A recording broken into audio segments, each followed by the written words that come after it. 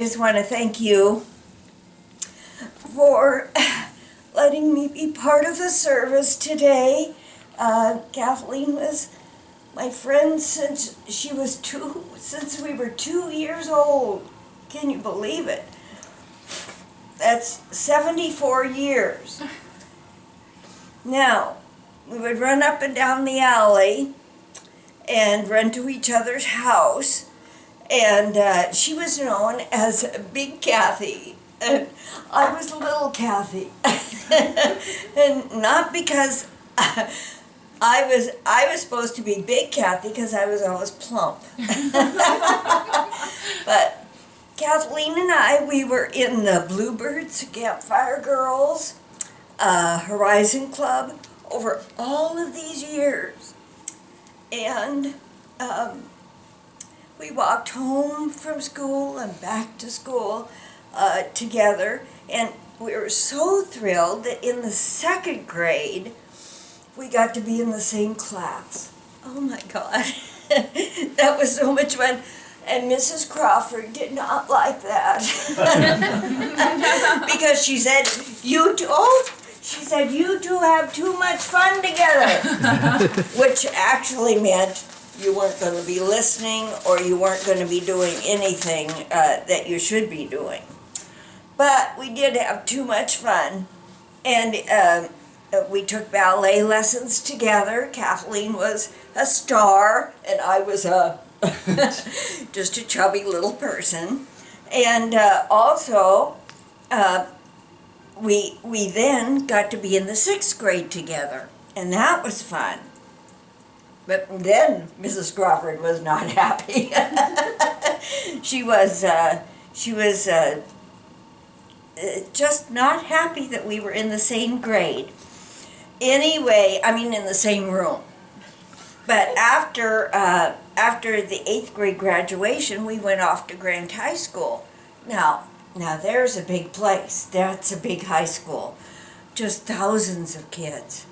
And so we had the interests that we had were totally different. Our classes were totally different, but we rode back and forth in the bus together.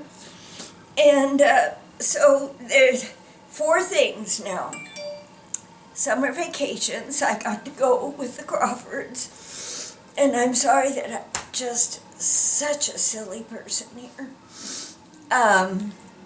I got to go on vacation to East Lake, Paulina Lake, Diamond Lake, camping. So much fun. And we got to row in the boat, and we fished. I don't know how many fish we caught, but we tried. And that was Mr. Crawford's thing. He liked to fish, and she too, Mrs. Crawford. So, but then my family took Kathleen with us to Rockaway Beach, and that was always fun too, because in the day we played on the beach, and then we would in the evening time we'd ride the bumper cars, and we would swim in that marvelous natatorium. Now you guys have a natatorium that's somewhere close down there. Do you have one? Salt water? There are quite a few on the coast. Yeah, on the coast. And so we went in there, and boy, then we just fell right to sleep, and whoof, we could wake up the next day, ready for action again. And Kathleen and Ron got married, and I sang. And when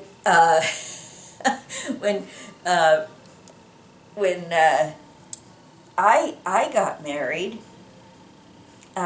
Kathleen was such a big pregnant person with Jennifer that she couldn't even be in my wedding. But Ron and you brought her. They couldn't go to the reception or anything because she was so big pregnant. He had to take her back home. We didn't want her to have any children in the car. So one of my bigger things was visiting Chicago And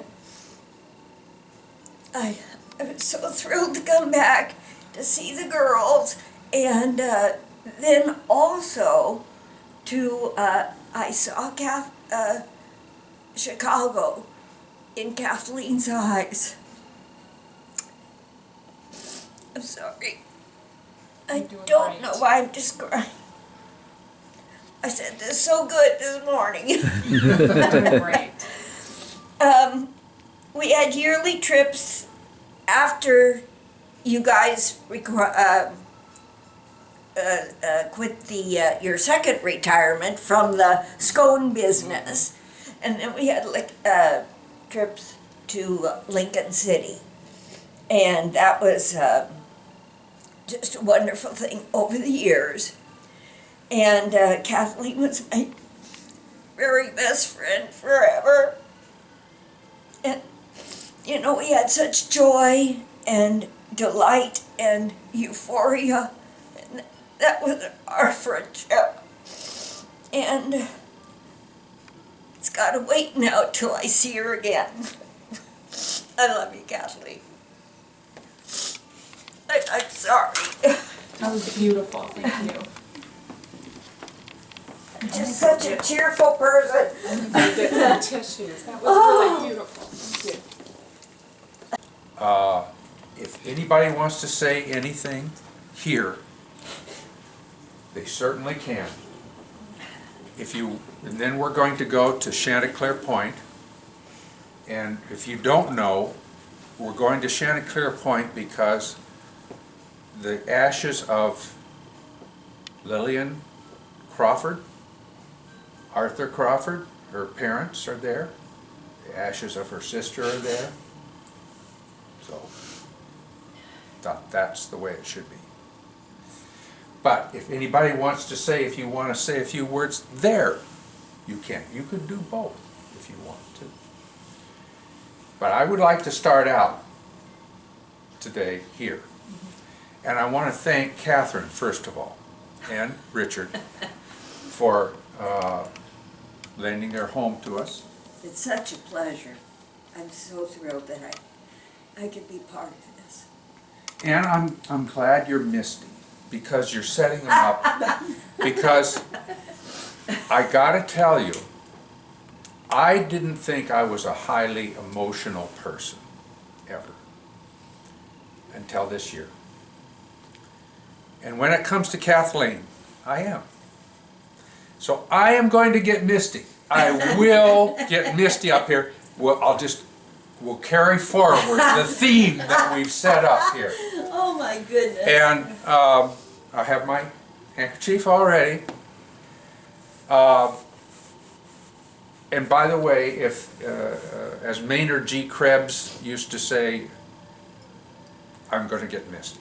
And that's all. And if you don't know who Maynard G. Krebs is, find somebody with some gray hair, they'll tell you. Yeah.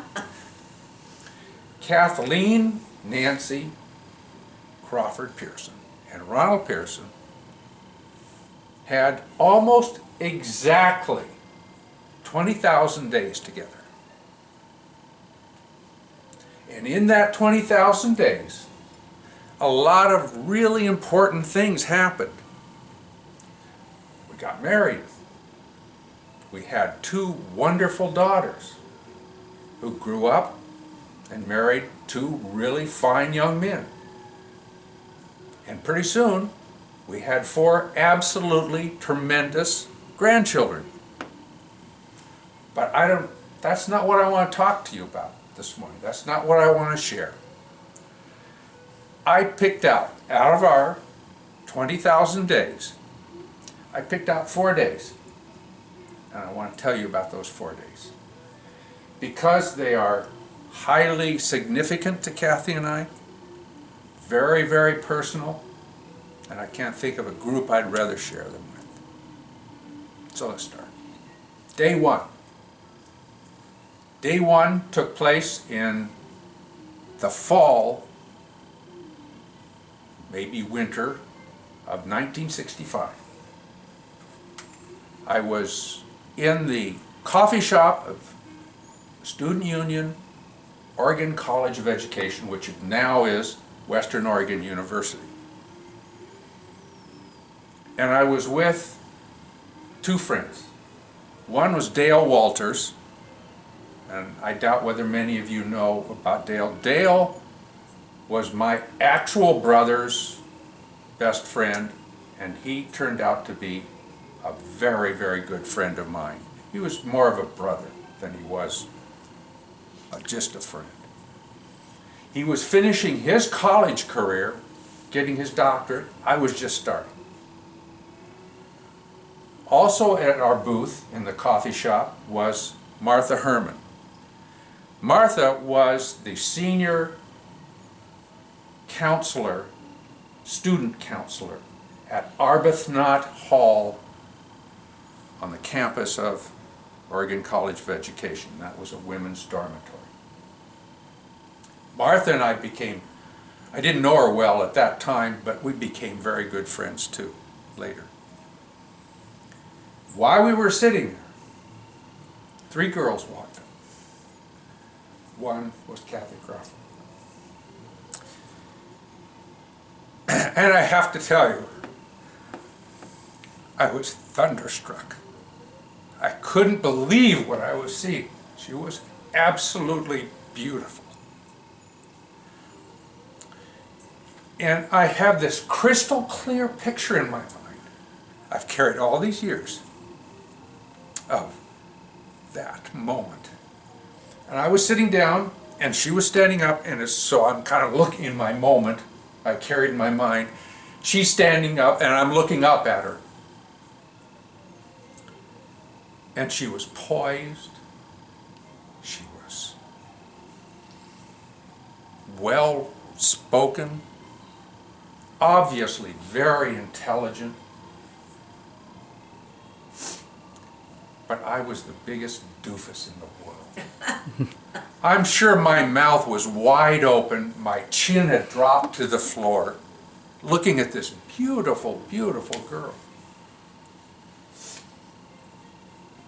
Years later, she told me that even though at the time I didn't think she even noticed me, she told me, yes, she did notice me.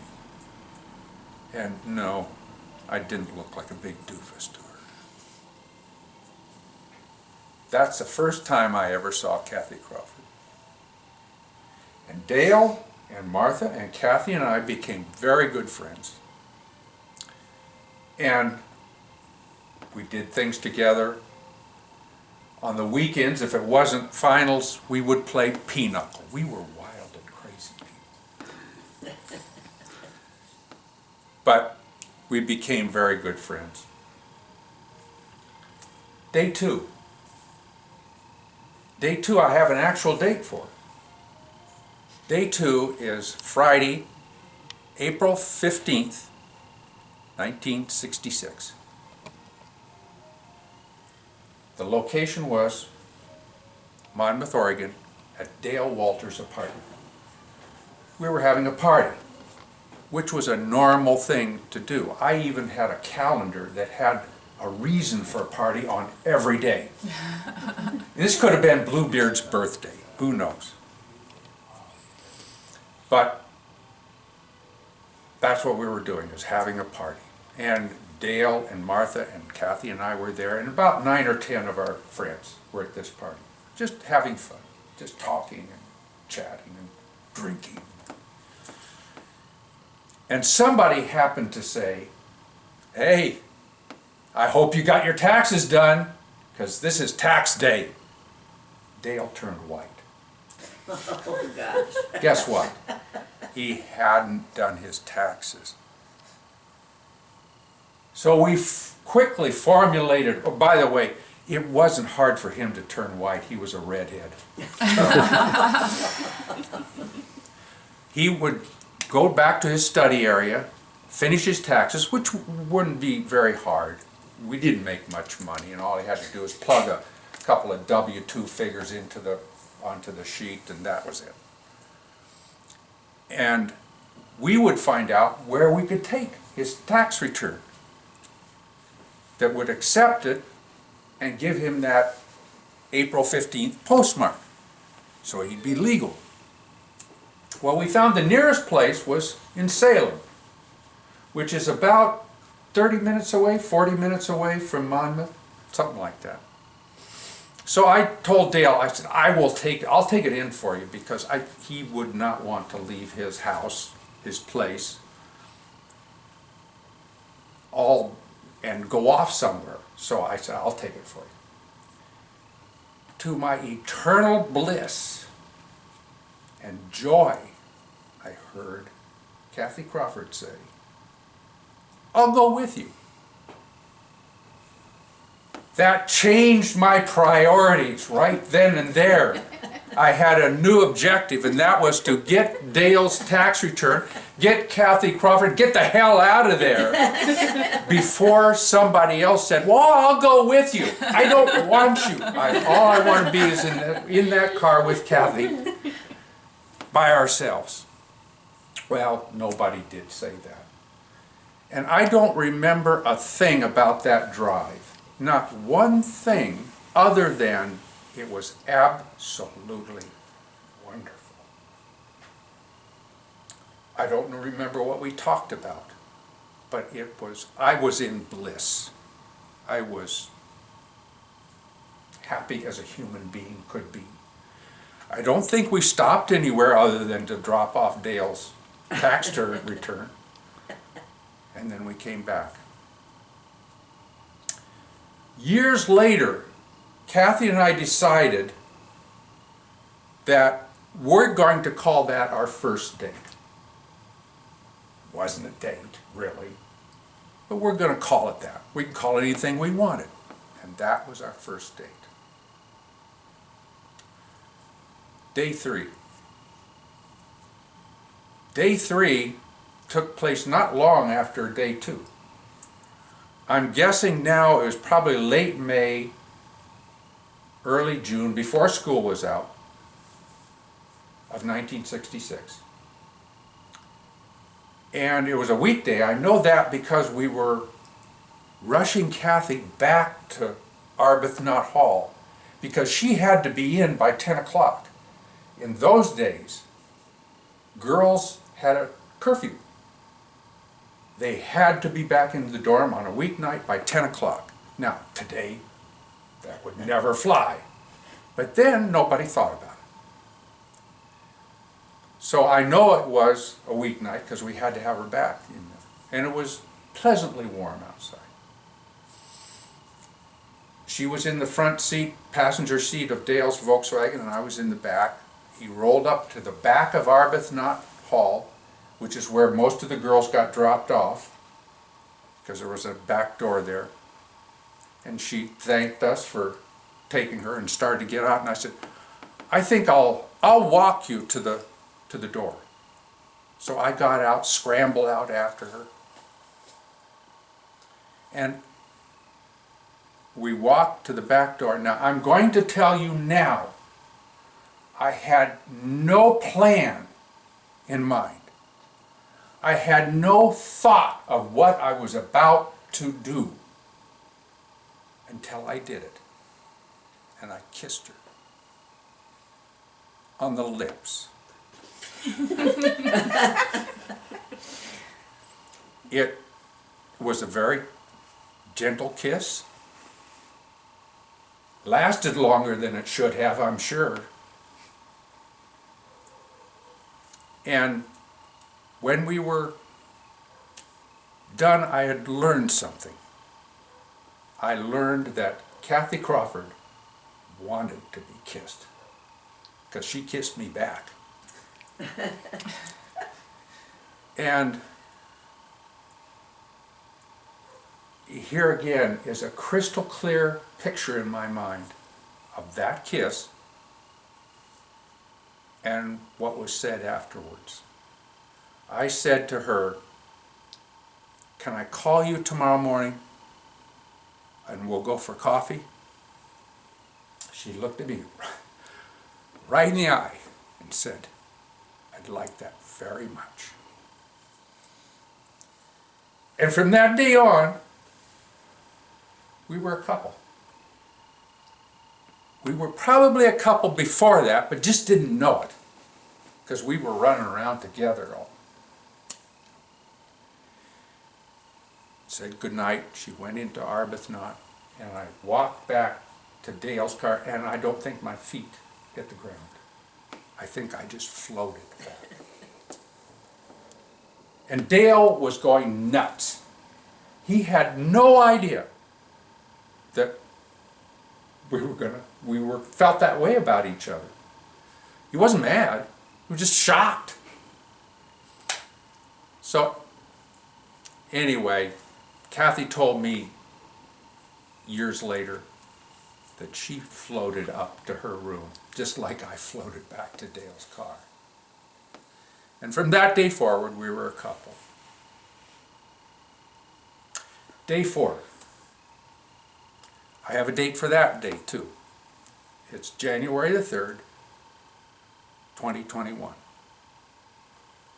Kathy and I got up in the morning, and we had read or seen or heard somewhere that there were going to be high waves. There was a high wave warning out. So one of us said, why don't we go out and watch the waves crashing against the rocks at Shore Acres? So we did. We made ourselves some coffee, we went out to Shore Acres, and we watched the waves crash against the rocks. And it's a beautiful sight. And Shore Acres is a wonderful place, and we just held hands, just walked around, saw the sights. Then we decided to see how the pinnipeds were faring up under this pressure, and go down to Simpson Reef. And of course the pinnipeds were doing just fine. And then we went back home for lunch. And I'm going to stop here.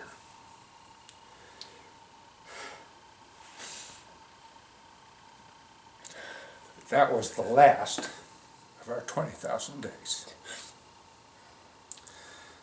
I warned you, didn't I?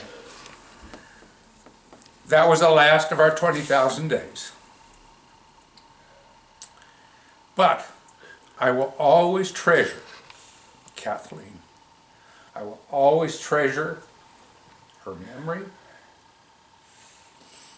I will always treasure the things that we did together over the years. And when my time comes, which it has to everyone, I know that if I'm granted a last thought, that last thought is going to be of Kathy Crawford. It may be at the coffee shop. It may be at the back of Arbuthnot Hill, her hall. I'm kind of rooting for that one. It may be us just walking, which we did as a normal thing. Just go out and walk, which we did literally thousands of times. But whatever it happens to be, it will be one of our 20,000 days together. Thank you.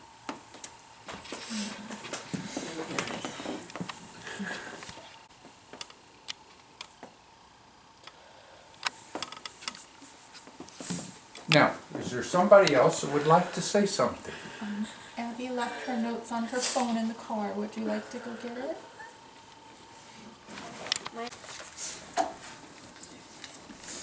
I'm on my third rewrite of what to say just this morning because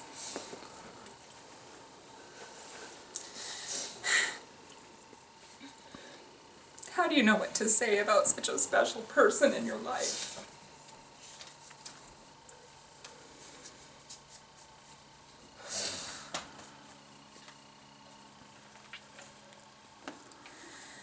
There was much to admire about Mom. She had a grace that I was in awe of my entire life. And her grace came from a solid inner strength. She knew her value.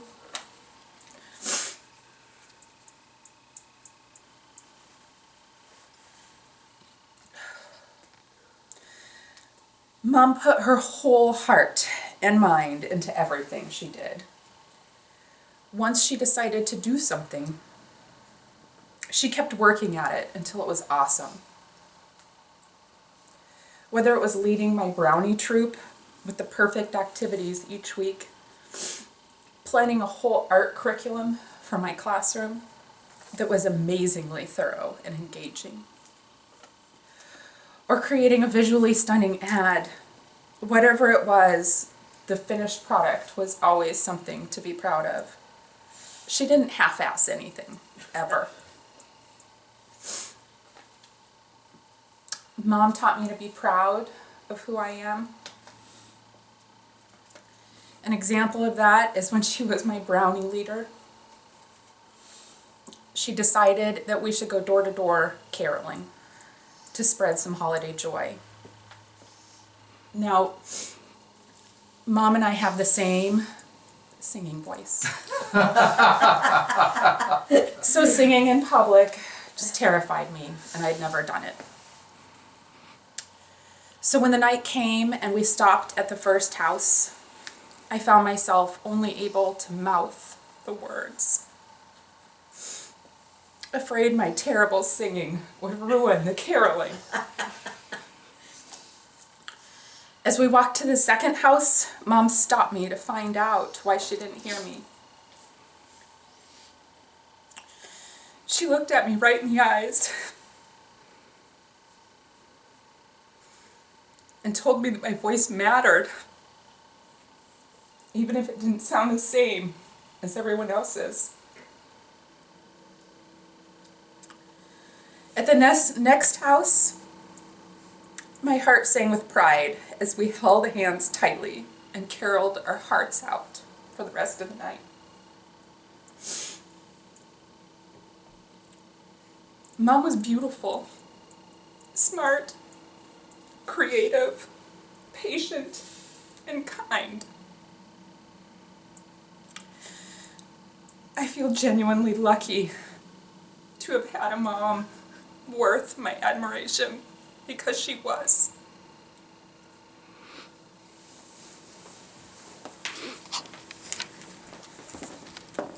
It's wonderful. It's wonderful. Abby, would you like to go next? Oh, Nicholas. Do you have your paper? Okay, Nicholas. Okay, Betty.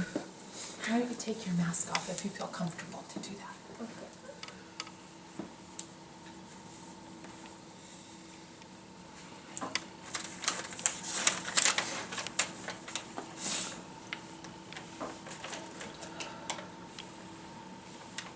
I liked when me and Mama made a book together.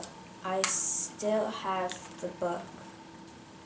And when we went to wildlife safari, we liked looking at the animals. I had so much fun with Mama.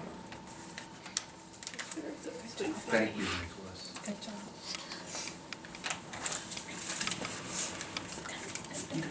Stand wherever you want, Abby. I miss coming home after school on Fridays to Mama and Papa's house. I miss telling Mama about my day while we had an after-school snack. I miss making necklaces with her. I miss Mama.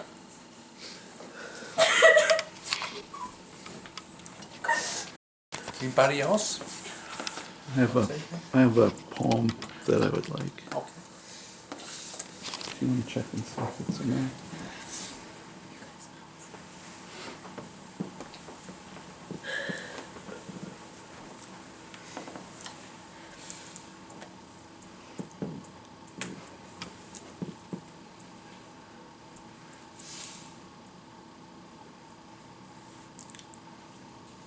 A little harder to compose sometimes.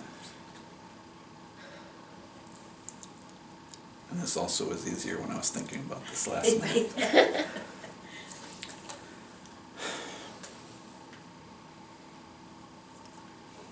So I met Kathleen soon after I met the love of my life. I met Kathleen and Ron.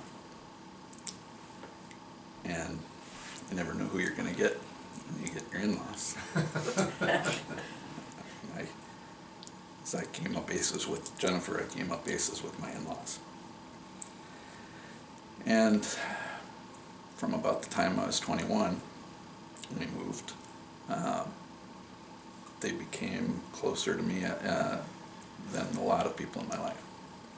And Kathleen didn't have to, and neither did Ron, and they did. Made me a part of their family. And shared a lot of my life. So, hard to put into words. So, what I do best is edit more than I write, really, and pick things out of what is in my heart. So I found a poem that I wanted to share that summed up what Kathleen, I think, meant to me, and I think to others. It's a poem by Maya Angelou, if I can find where I put it. When Great Trees Fall by Maya Angelou. When great trees fall, rocks on distant hills shudder, lions hunker down in tall grasses, even elephants lumber after safety. When great trees fall in forests, small things recoil into silence, their senses eroded beyond fear. When great souls die, the air around us becomes light, rare, sterile. We breathe briefly. Our eyes briefly see with a hurtful clarity. Our memory suddenly sharpened examines, gnaws on kind words unsaid, promised walks never taken. Great souls die, and our reality, bound to them, takes leave of us. Our souls, depended upon their nurture, now shrink, wizened. Our minds, formed and informed by their radiance, fall away. We are not so much maddened as reduced to the unutterable ignorance of dark, cold caves. And when great souls die, after a period, peace blooms, slowly and always irregularly. Spaces fill with a kind of soothing electric vibration. Our senses, restored, never to be the same, whisper to us. They existed. They existed. We can be and be better, for they existed.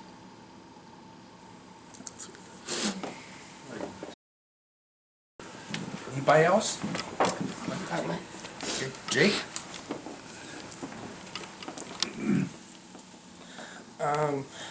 I spent the last few months trying to come up with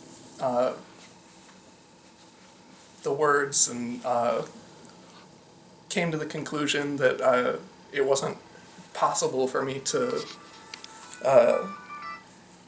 adequately convey what Mama meant to me. But I'm going to try by just saying that from a very early age, I was constantly in awe of her intelligence, her sense of humor, and just the overwhelming kindness that she showed to everybody around her, and especially her family. And she set an incredible example for me, and I'm going to carry that with me for the rest of my life. And I miss her dearly.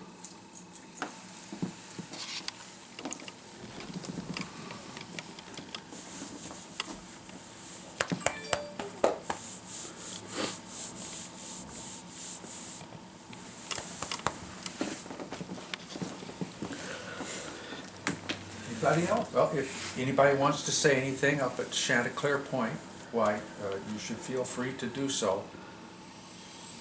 Kathleen was a remarkable person. I think we all realize what a wonderful person she was, how intelligent she was. I knew wherever we went, I knew who the smartest person in the room was. Wasn't me. But I'll just come out and say it, she was smarter than I was. I've never been shy about saying that. But she was the kind of person that never made you feel less. She always made you feel more. And she had, when we first were married, if she had a flaw, it was that she didn't show her laughter much. There would be a joke on TV or something, and I'd say, "Didn't you think that was funny?" "Yes, I thought it was funny." "Well, why don't you laugh?" "I'm laughing on the inside." And I found a cartoon in the New Yorker, and I cut it out. And this has been years when we were first married, and I wish I'd lost it in all the moves that we've made. But it's a cartoon of a guy looking down his wife's throat and saying, "By golly, you are laughing down there." But she was everything to me, and we will always carry her with us as the wonderful person that she was, and still is. I have this thought in my mind. I go out every morning and I would take my coffee and I'll drive, and I talk to her. I know, now I'm not delusional. I don't know if she can hear me or not, but it comforts me. And I think I will always do that. Probably. So, is there anything anybody else would like to say, or before we go up to? Maybe just one thing. Yes, Richard. Kathleen's footprint is all over this house. The obsidian, the green ball, the labradorite, and how wonderfully supportive she was for my dad's service. She was wonderful. Thank you. Thank you, Richard. Okay, if we're ready to go to Chanticleer, why? Now, I have forgotten if I ever knew how to get there.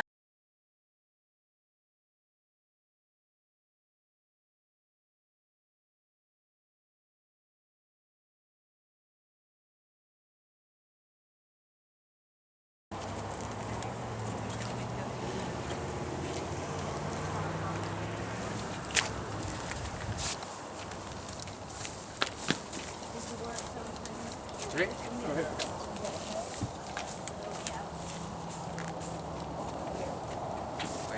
Nicholas, you want to spread some ashes? You lost your man. Abby got to. She got to. Don't spread him over Tim. Come down here. You can pour the rest of them down, like your mom did. Right here. You're supposed to. That's good. Just toss it out. That's good. Oh. Got him anyway. Okay.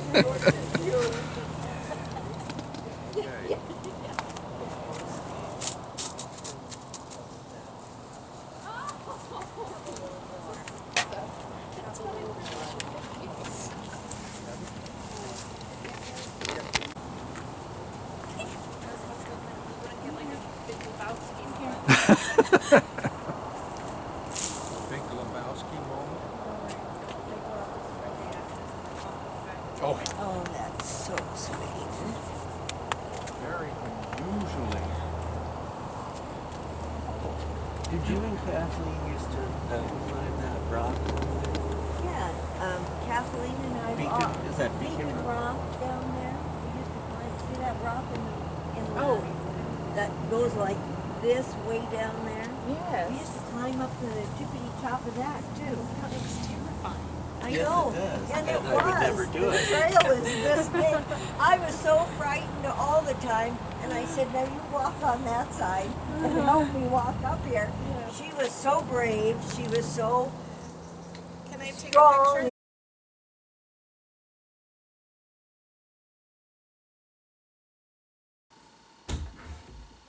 So this is the memorial video for my mom and your Mama. and I thought it would be a good idea if we just thought of some special times that we spent with mom or mama.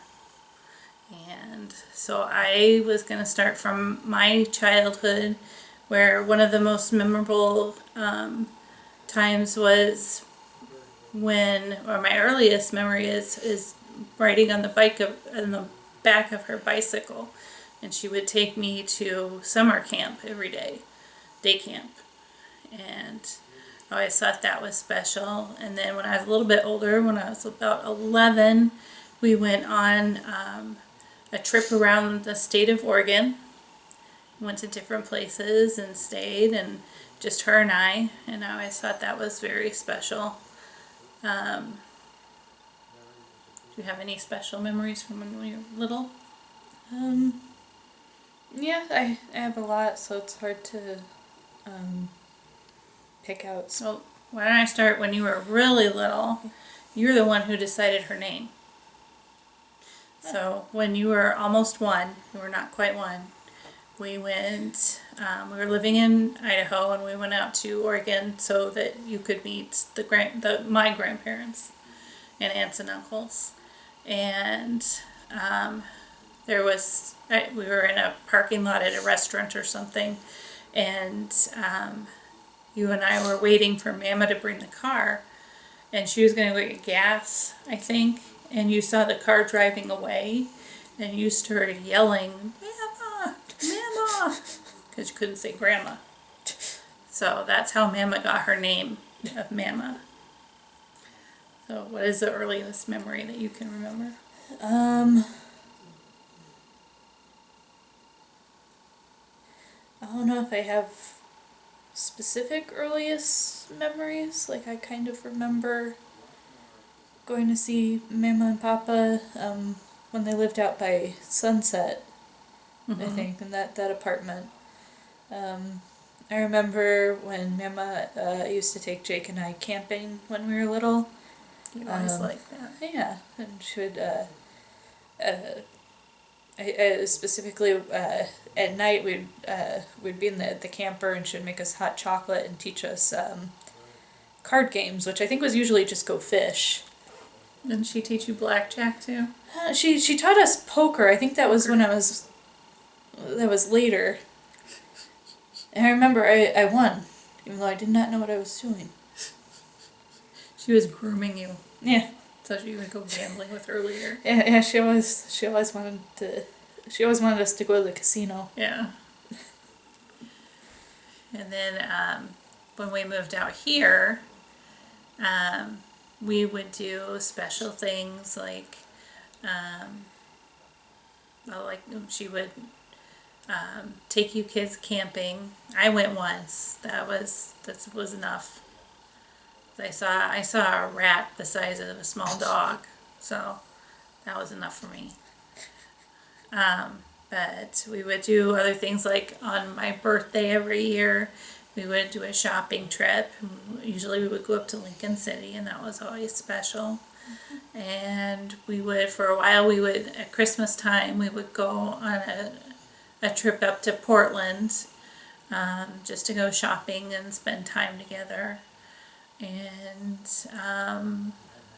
most recently, we would go swimming. We would go to swim aerobics every week. And that was very nice, but it was very cold. And it was late, so I was also very cold and very tired. But spending time with Mama was very nice. Do you have any memories from when we were here?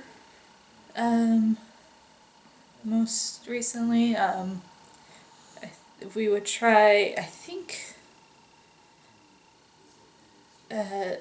several times throughout the summers, we would try and go out to Bastendorf, and we'd always stop somewhere and get some food and put together a little picnic. And we would go out to the beach, and she always wanted to see a mammal. So we were always looking for like a whale or like a sea lion. But mostly we just saw, I think, the cormorants that were hanging out on the rocks. It was still really fun. Remember when you guys found that shark jaw? Oh yeah. That was disgusting. We brought it home, but we didn't know how to still preserve. It still had flesh on it. Yeah, we didn't put any thought into preserving the bones in any way. Yeah, we just kind of had it. They just kind of handed it to me and said, "Here you go." Like, oh, thank you. She always took you out to Lake Marie. Yeah. And what about Christmas time? We always went to go see the Nutcracker. You dress up. Yep. And do you take your American Girl doll? Oh, did I used to do that? Well, I didn't do that when I got older. Well, I'm glad.